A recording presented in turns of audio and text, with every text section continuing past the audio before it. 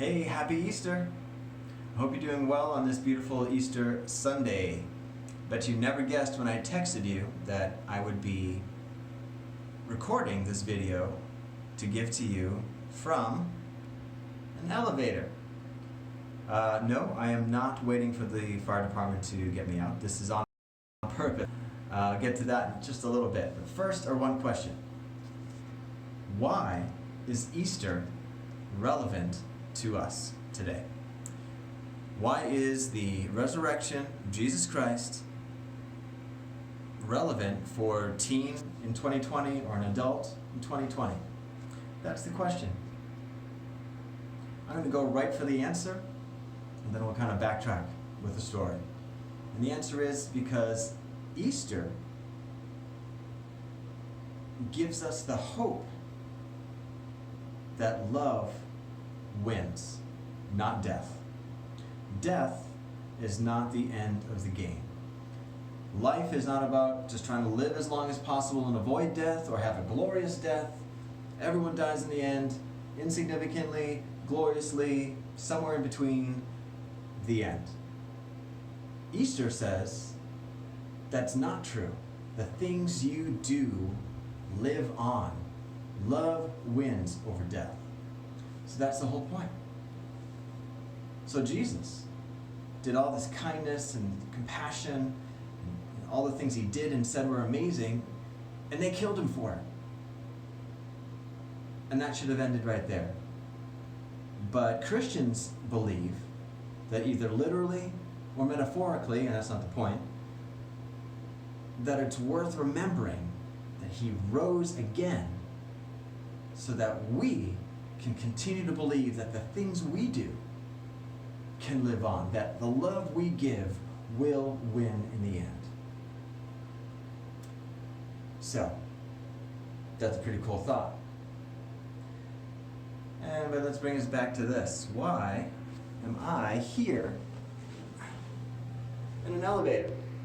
I'm here in an elevator because it is a small little box. Small box. And a lot of times, our heart, the kindness in our hearts, the love that we have in our heart, that is something that we box up on the inside. On rare occasions, we crack open the door when we feel safe, when we feel in the right mood, when we feel like we're not going to miss out or we're not going to be hurt, and we care for someone, and we love someone, and we show kindness to someone. But then a lot of times we box it right up. We close that door right up and keep it shut and do our own thing so that we are safe and comfortable and we don't have to worry about other people and what they do.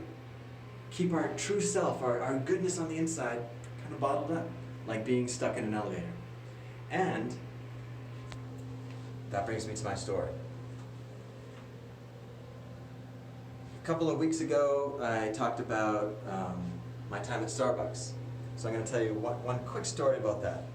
Now, some of you who are older may have worked in retail or fast food or something like that, and so you know what I'm talking about as I relate this.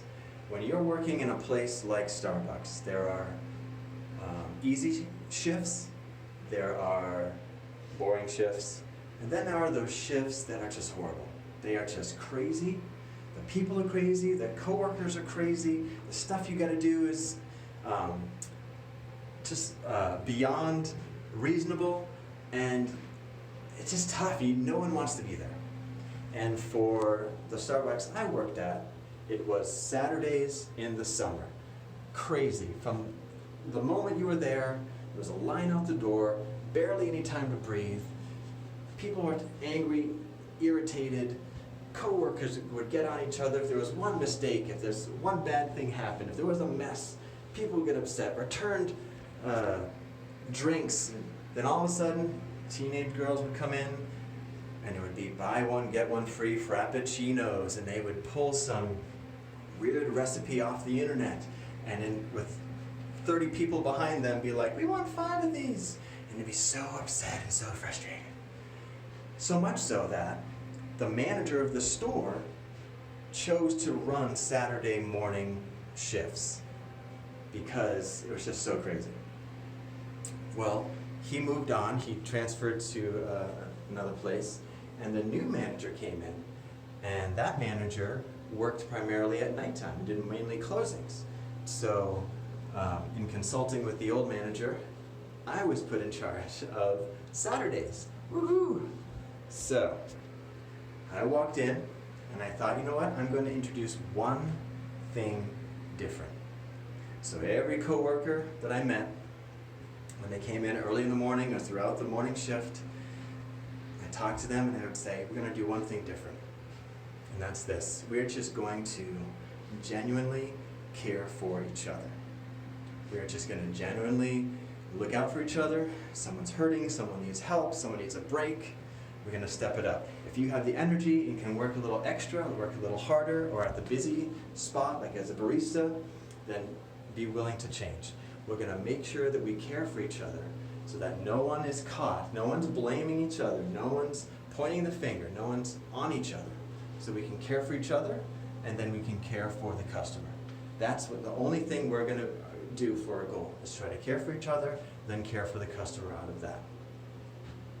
So we started doing it. In the morning, I had my little crew, we'd start. Then as we added people, extra partners, coworkers, we would talk to them and say, we're here for you, buddy. We're caring for you, you care for us, we're going to make it through. And amazingly enough, the thing that blew me away, totally unexpected, was that it changed the room, the way the room felt, the atmosphere of the room was different. So much so that customers would say, boy, something's different with you guys. You guys are happier. I don't know, it's just things seem smoother back there. I don't know what's going on. And it was so weird because the customers would be less disgruntled or less angry, more easygoing. It's like they fed off of whatever atmosphere or vibe we, behind the counter, were projecting. So just caring for each other and then caring for the customer made it so that the room changed, the attitudes of co-workers and customers changed, and it ended up that Saturday became the day where a bunch of us loved to work Saturdays. We just went in, we rocked it, we had a great time, we worked our butts off, high-fived each other out the door, and we were gone. It ended up being the cool shift to be on. Not because I was this amazing leader, but simply because us caring for each other, us opening our hearts a little to say, I'm going to do the extra and be kind to my coworkers and then customers. Just doing that changed everything. And that's the point of Easter. Easter says, if you give and you love the way that Jesus gave and loved, that it'll change things in the room. It'll make things different. Love will win in the end. That is what Easter does for us. It gives us hope to continue to love, continue to care, to continue to show kindness. And so that's my gift to you today. Your heart can be free to be kind. If you have the courage to just say, you know what? I'm going to open that door to my heart. I'm going to show kindness. I'm going to love. Because love will win in the end. Happy Easter. Have a great day. Talk soon. Peace.